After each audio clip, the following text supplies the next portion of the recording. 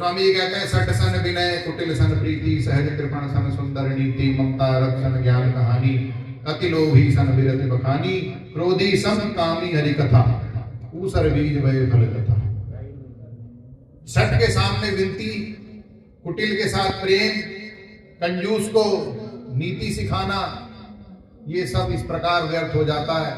क्रोधी को शांत रहने का उपदेश, संसारासक्त व्यक्ति को हरि भक्ति का उपदेश उसी प्रकार व्यर्थ हो जाता है। ऊसर बीज वय फल कथा, जैसे बंजर भूमि में डाला हुआ बीज, उसकी सारी शक्ति को वो नष्ट कर देता है।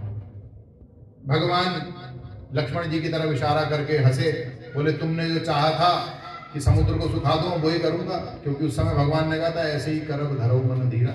इन लोगों के भी मन की मान ले, हमें तो पता ही मानेंगे नहीं, ये तो बेचारा जड़ है, जड़ क्या किसी की सुनेगा। अब सुबह शाम इस कुर्सी के आगे हाथ जोड़ के करो, हे कुर्सी माता, हे कुर्सी माता हम पर कृपा करो, तो ऐसे कैसे हो जाएगा। यूनान में एक फकीर था डायोजनीस, भीख मांगते भिखारी आते हैं घर में दुकान पे बाजार में।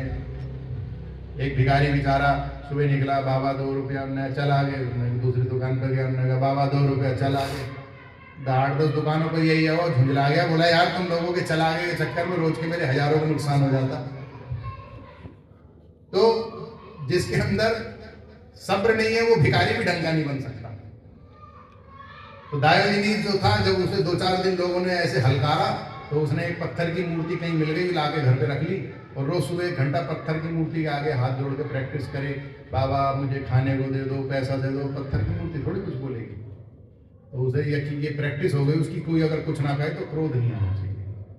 अब बाजी बाजी भिखारी ऐसे होते हैं, आप ना दो तो वो मन में जाने कितनी गालियां दे के जाते हैं आपको। तो ये इसलिए भगवान ने ये उपदेश भी दे दिया, और समुद्र के ऊपर भगवान ने बाण संधान कर दिया। समुद्र आ गया, अपनी गलती मांगी कि प्रभु मैं तो जड़ हूं, आपने ही मुझे ऐसा बनाया, तो मैं तो अपने कर्म का पालन कर रहा था। भगवान प्रसन्न हो गए, बोले अच्छा तो तू ही बता दे क्या करें।